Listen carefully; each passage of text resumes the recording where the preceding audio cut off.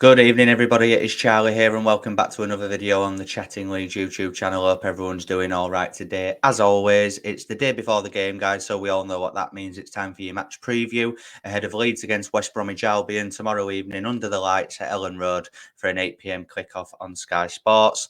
Really dreading this one, in all honesty, guys. I think the state of the squad at the minute is not ideal. I don't quite know what to expect from this game, because West Brom themselves have had a bit of an up and down start. But they do have a win on the board in their last game, which we'll go into in just a second. But just before we head into this video in a bit more detail, guys, as always, please smash a like on the video. It would really help get the video out there to more people. Share it with your friends, your family, your neighbours, whoever. Let's get more eyes onto the channel. Subscribe if you are brand new as well. Hit the notification bell, and of course, get all of your thoughts and opinions in the comment section down below. So yeah, West Brom then. Obviously, as I touched upon in last night's predicted 11 video, which if you haven't already, go and check that out. Farker was obviously saying that we do have Sam Greenwood back. Yay, amazing. And that Leo Yelda has joined the injury list with a concussion, apparently. I think it was that anyway. And the current state of affairs at Leeds United is not ideal. We've got players wanting to leave, refusing to play. We've had about 7 or 8 players go out on loan now, including Jack Harrison, who's recently just gone to Everton. But the positive now, guys, is that the exit clauses have expired for the likes of Sinistera and Tyler Adams. So if they are to leave the club now, Leeds are in a very advantageous position. We can demand a fee, and we hold all the cards. So we're in a very positive position in terms of negotiations now, because with those clauses, if a team triggered it, then there's nothing Leeds could really do about that. The positive with Nonto is obviously he doesn't have one. Everton are coming in with bids at the minute, which I think have all been rejected. Sinister has got an injury, so that's not as bad as Nonto's situation, but still bad on the face of it. He did refuse to play. And then you've got Tyler Adams, who has actually been in training, which is very interesting. Are Leeds United planning on keeping him now? I do still think we need to sign a midfielder just in case that does occur in terms of Adams leaving. And if we lose a few wingers, then we'll need to reinvest in some wingers. But like Daniel Farker said yesterday, hopefully the tide is now turning. Leeds are in a more positive position when it comes to negotiating exits and stuff. And he said he does expect things to start moving this week coming with regards to incoming. So hopefully that is the case, as it is 2 weeks today that the transfer window closes. So yeah, hopefully Nick Hammond and Greta Steinson are doing a lot of work in the background to make sure that we are fully equipped to properly attack this championship season. In terms of this game, though, obviously the opening 2 games for Leeds United have not been ideal in terms of results and performances. First game against Cardiff, we find ourselves 2-0 down in the first half. Cardiff were absolutely garbage on the day, but they took advantage of their only 2 opportunities in the game in the first half, which fair play to them. The positive in that one is that Leeds United showed great character, great grit and determination to come back into that game and salvage something. We at least deserved a point in that game. We actually deserved to win it, in my opinion. I thought we absolutely battered them. It was a more experienced and a more positive team in terms of the lineup that we put out that day as well. And then obviously Birmingham last week was nothing short of abysmal. Was the most boring game of football I've watched in a very long time concerning Leeds United. Thought both teams were absolutely garbage on the day. And it was for me, the only way that a team scored in that game was if it was going to be like a set piece or a penalty, and it turned out to be the case with Dan James just showing a lack of concentration to bring down the Birmingham fullback in our box. And obviously they scored the resulting penalty to win the game, but by no means did they deserve that win at all. There'll be Birmingham fans that say that they did, but they definitely didn't. If you think you deserve that, you're in Planet Cuckoo land. But the fact is, we lost the game, so we've got 1 point out of a possible 6. which is not ideal. Um, is this going to be the game where Leeds United's season turns around? Um, I'm not 100% sure on that. I'll be honest. Now, let's just speak about West Brom. Obviously, West Brom so far this season. If we just, I'm just gonna share my screen in a second, guys. If you just bear with me. So let's go back, shall we? Oh, where are we? Let's just. Right, yeah. Let's just. I'm just gonna share my screen, guys. If you just bear with me. Don't usually do this, but I thought I'd make the channel a little bit more interactive there. Let's have a look. Right then, so I'll just zoom in as well. There we go. Right. So then, first game of the season, they lose out to Blackburn. I actually watched that game as it was the day before our first game.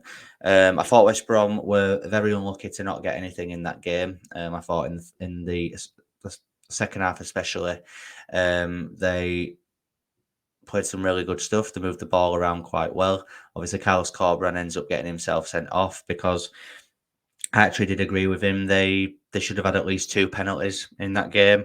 For the referee on that day was very poor, but Blackburn obviously just edged it to take the win. Obviously, that game against Stokes in the EFL Cup, which I guess if you want to take that into consideration, they did lose that one as well. But again, it's the cup, so we won't read too much into that. And then obviously, the weekend just gone, they got a 3-2 victory over Swansea City at home. So they're coming into this game obviously with 3 points, 2 points ahead of us. I feel like a lot of teams are in front of us now, and we are going to have to play catch up, even if we get this right over the next 2 weeks in terms of the incomings. You know, it is going to be us playing catch up ultimately, and then just the players to look out for. Obviously, this is the West Brom team that played that day. If you just, I'll give me 2 seconds. I'm just gonna get this up. I'm not used to doing this, guys, so apologies. Bear with me. There we go. Right, so we've got the team up that played against Swansea. Obviously, Palmer in goal. A few players that we are used to seeing. Obviously, there's Ajayi there, Eric Peters, formerly of Stoke City. Furlong, we're very familiar with. Malumbi, really, decent, solid midfielder, as it is Yokuslu. They've got Matt Phillips, who's been at West Brom quite a while and does like to play against Leeds, and John Swift, a player that I felt Leeds United should have gone out and signed. I believe it was it last summer, or yeah, it might be, no, I think it was the summer before that, a few seasons back, basically around the time that he joined West Brom. I felt he would have been perfect for the Bielsa system. And then obviously, if you look at the bench, you've got Alex Moat, formerly of Leeds United. Obviously, there's Kyle Bartley, formerly of Leeds as well. So I'm looking at that, and I'm saying that is arguably a better team than what we've got at the minute in terms of what we have available. I'll just stop sharing my screen now. Yep. So yeah, I feel like that is a better team than what we have at our disposal right now. Which is a sad state of affairs, really, that West Bromwich Albion have got a stronger lineup than Leeds United, given that we've just been relegated from the Premier League. You'd think we'd be in a strong position, but that's a whole new topic for a different video. As I said last night, Archie Gray in midfield, 17 years old. I hope we bring in another midfielder so that he doesn't get overplayed too much, because we could ruin him if we keep playing him as much as we do. I think Ayling will play at right back. I think Farker will pick him. But for me, if Cody Drama is fit, he has to be playing. The fact that Leeds were willing to spend 12 million on Max Aarons, if that had gone through, shows that they must be in the market for a right back and that he knows Luke Ayling is not the one. So, hopefully, if Drama is fit, he plays. But the front four, I mean, even if it's as I said,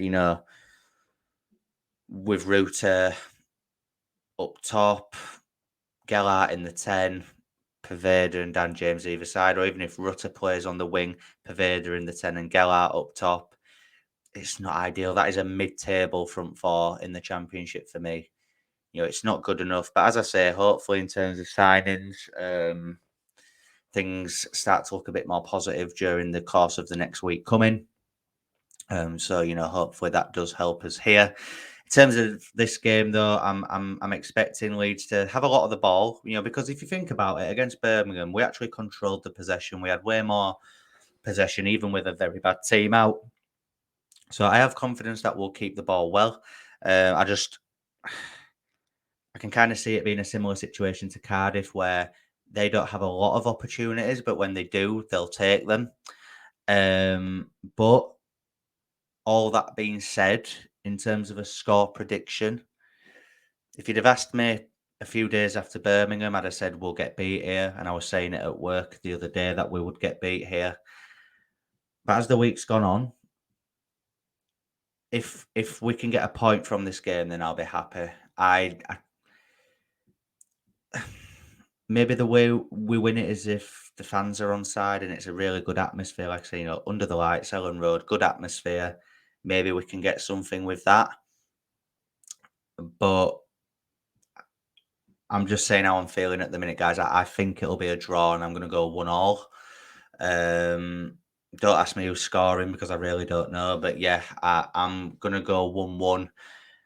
And yeah, it wouldn't see us in a great position in the league still, going into the weekend's games as well. But at least it isn't a defeat. It's another point on the board. And like I say, signings coming through the week, and then we're in a better position for when we play Ipswich next week, which will be a very, very tough game. Ipswich have started off very well, but that's a topic for another video nearer the time. If we can win this game, though, that would be amazing. That would be immense going into this week coming. And then with signings on top of that, the whole narrative changes, doesn't it? So, yeah, hopefully that can be the case. But I'm going to go with a 1-1 draw for this one, guys. But as I say, hit me up in the comment section, guys, with what you all think. That brings us to the end of this match preview. If you had enjoyed it, as always, please smash that like button. Really does help get the video out there. Please subscribe if you are brand new. Hit the notification bell, and of course, get all of your thoughts and opinions in the comment section down below. As I just said, there'll be no review of the game tomorrow night. Obviously, I'll be at the game and I won't be getting back until quite late on, I imagine. But I will do a live edition of the last say on Saturday. It might be at the earlier time of around midday, guys, as I'll do have plans Saturday evening. But I will get it out there just to get your guys' thoughts on the game tomorrow. So I will see you then. Enjoy the rest of your night, and I'll see you in a bit. Cheers.